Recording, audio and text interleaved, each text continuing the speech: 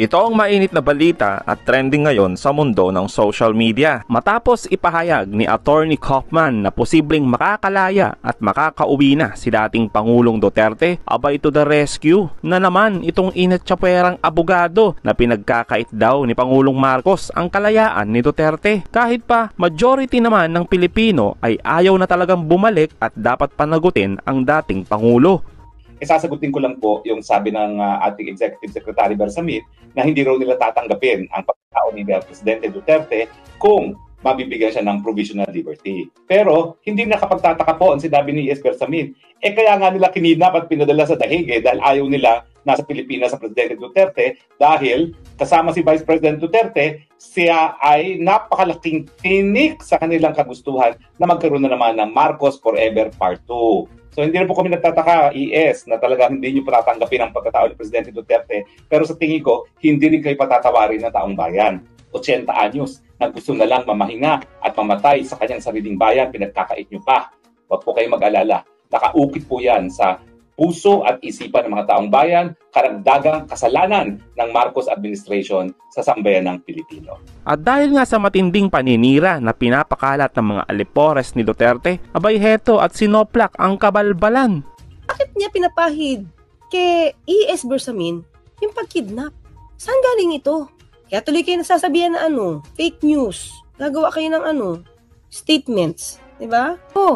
Sinabi ba ni E.S. Bersamin na ayaw nila sa Pilipinas si dating Pangulong Duterte? Saan yun? Saan yung pag-amin na yun? May pag-amin ba yung mga kakli? Parang wala akong nadinig na sinabi ni E.S. Okay, sinabi niya, si E.S. kinidnap daw dahil ayaw daw nila na nandito si Duterte dahil kasama si VP Sara, dahil si VP Sara ay tinik daw at gusto daw ng mga Marcos na magkaroon ng Marcos Part 2. Saan yun? Saan niya nakuha ang salita yun ni E.S. Bersamin?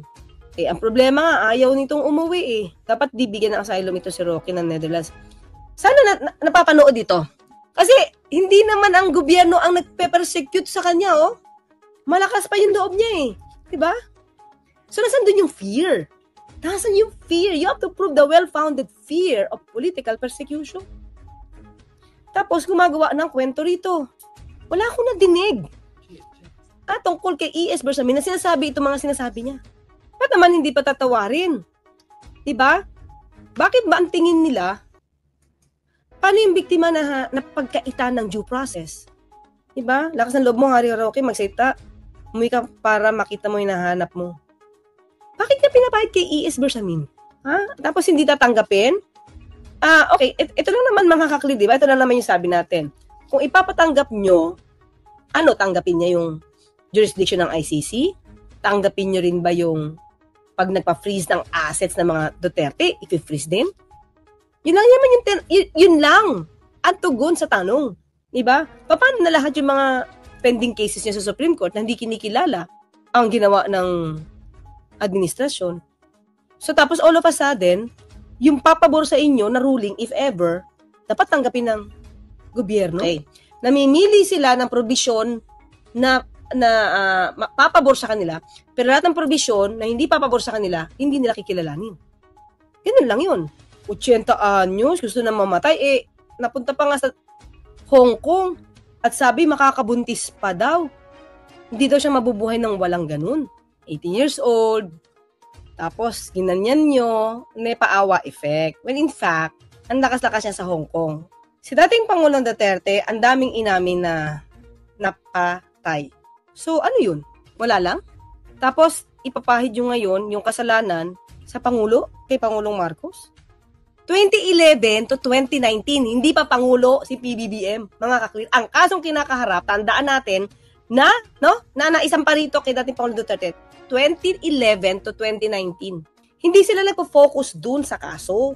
Pinopokusan nyo yung paawa effect kay dating Pangulong Duterte. Hindi ba pinagbawalan na kayong mga supporters na pag-usapan yung tungkol sa ICC? Di pa rin kayo tumitigil. Kaya tuloy kayo nasasagot Hindi magko-cooperate ang Pilipinas. Anong ibig sabihin yan? Alam nyo, yung isa sa mahigpit na kondisyon ng paggawad o pagbigay ng ICC ng interim release ay kung mayroong bansa mag-a-assure ng security, magkukup sa papalayaing akusado sa ICC. Ay si Duterte, kung mabibigyan siya ng interim release, siyempre ang gusto niya, bumalik ng Pilipinas. Ay ang problema, ang sabi ng gobyerno, yan na official na statement, Malacanang will not cooperate. Ibig sabihin, hindi makikialam ang gobyerno ng Pilipinas sakaling pagbigyan ng ICC na mabigyan siya ng interim release. Ang ibig sabihin niyan, walang assurance na ang gobyerno poprotektahan si Duterte, babantayan siya sa kanyang mga ginagawa. Hindi nangangako ang gobyerno. Bakit hindi kayang iobliga ang gobyerno? Kasi hindi naman tayo na member. Kapag ganyan ang nangyari, hindi igagrant ang interim release. Kasi yun ang isang requirement eh. Alam niyo kung sino ang may kasalanan sa ganyan? Bakit hindi magko-cooperate ang gobyerno? Si Duterte din, bakit? Ay, inalis niya tayo sa ICC. Winidraw niya yung membership natin eh. Kung member sana tayo ngayon ng ICC, hindi tayo pwedeng magsabing hindi kami magko-cooperate yan. Di ba? Si Duterte mismo, umalis eh. Nakuha niyo?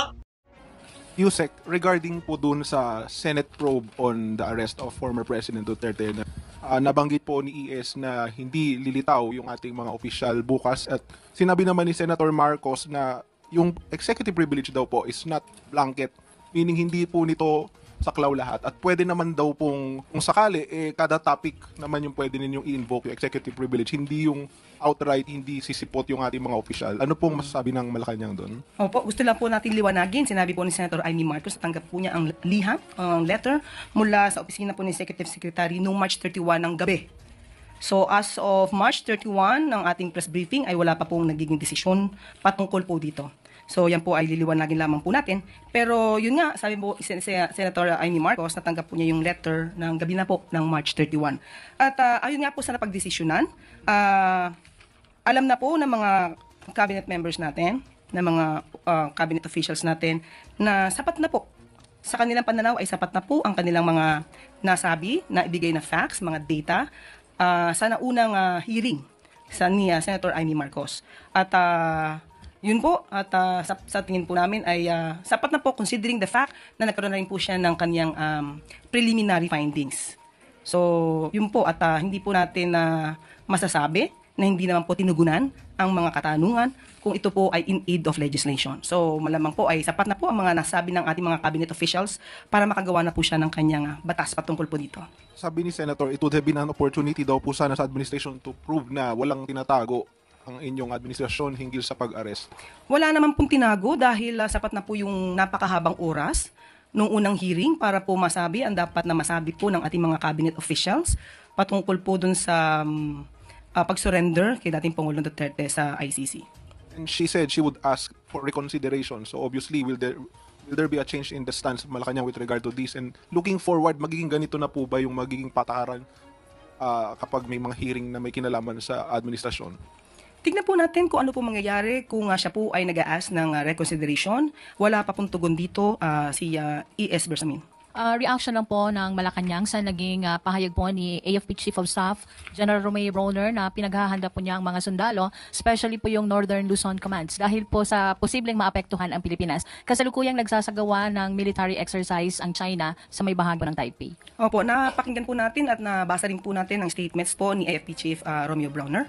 At sa aming pagtanto ay hindi naman po dapat mabahala ang taong bayan patungkol po dito. Tama lamang po na magkaroon po siya ng reminder sa buong troops, pati na din po sa taong bayan, na we should always be prepared in all contingencies. Yun lamang po. At kung may mga detalye pa po patungkol dito ay hahayaan na lamang po natin si Secretary Chudoro at saka si AFP General AFP Chief Romeo Brawner sumagot po dyan.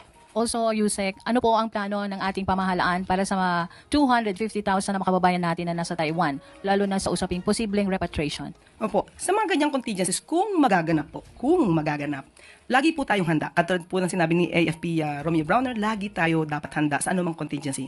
Kung mangyayari pan po yan, hindi po tayo dapat magtulog-tulog sa ating posisyon at sa trabaho, lagi po tayong handa. Pero again, ang detalye pong iyan ay ibibigay po natin sa ating Defense Secretary at kay AFP Chief Brawner. Lastly na po, Yusek, amid this development, anong mensahe ng pamahalaan sa ating mga kababayan sa Taiwan at sa taong bayan? Thank you. Stay put. Basta po, tandaan po nila, ang gobyerno po ay handang tumulong sa anumang oras para sa kanila. Naglabas po ng travel advisory kahapon ang Chinese Embassy sa mga citizens po nila dito sa Pilipinas o yung mga nagbabalak pong pumunta dito sa bansa to conduct po a thorough risk assessment because aside sa binanggit nila na nagkakaroon ng increased political gatherings, they also cite na yung frequent incidents of harassment and inspection daw po sa mga Chinese citizens and businesses by our law enforcement agencies. Nakikita po ba ng palasyo na magkakaroon po ito ng blow sa ating tourism? And nakikita rin po ba ng palasyo na may kaugnayan po ito sa recently na pagbisita ko ni US Defense Secretary Hegseth? Ang kanilang travel advisory ay it's just a normal consular function of China. At we can assure China na hindi po tayo nagtatarget ng particular nationality or particular national na para iharas. Tandaan po natin, lahat po dito ay welcome, except po of course kapag gumagawa po ng krimen, i-implement po natin kung ano po ang batas.